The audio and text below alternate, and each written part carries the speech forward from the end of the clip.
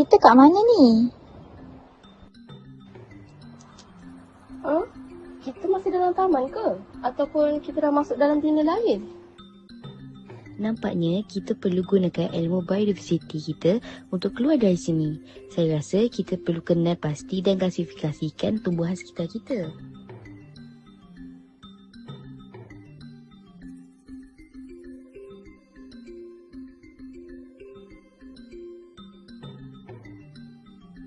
Tengok sana.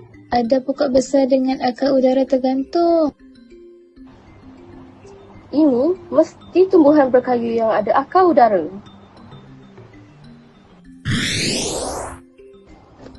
Wah, bila kita kenal pasti tumbuhan dengan betul, kita dapat petunjuk jalan keluar. Cepat, jom kita cari lagi. Sana ada tumbuhan kecil yang menjalar atas batu. Ini tumbuhan memanjat.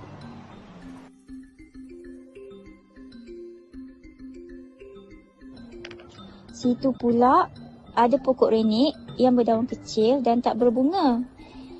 Ini mesti tumbuhan tanpa bunga macam paku pakis.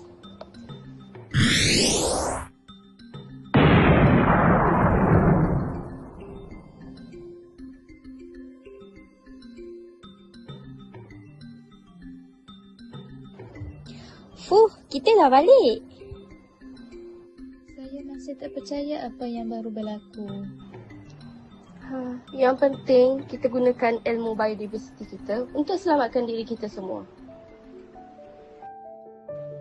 Tepat sekali Fatin, itulah sebabnya penting untuk kita mengenali dan memahami kepelbagaian tumbuhan di sekeliling kita.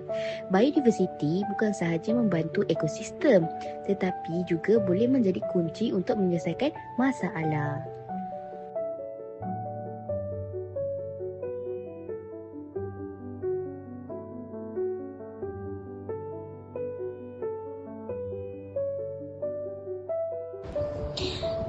Jadi cikgu, kita tadi memang betul-betul masuk dunia lain ke?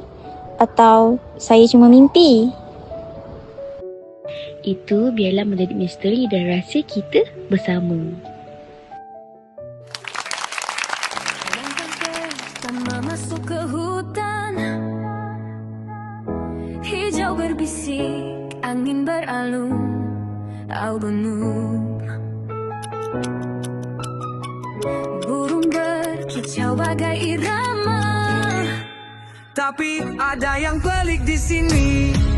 Oh, pohon bergerak. Oh, bunga bercakap arah ke kiri, tapi berubah. Mana jalan pulang siapa tahu. Kami terperangkap di hutan ajaib. Oh, setiap langkah penuh dengan magis. Mari bersama cari jalannya.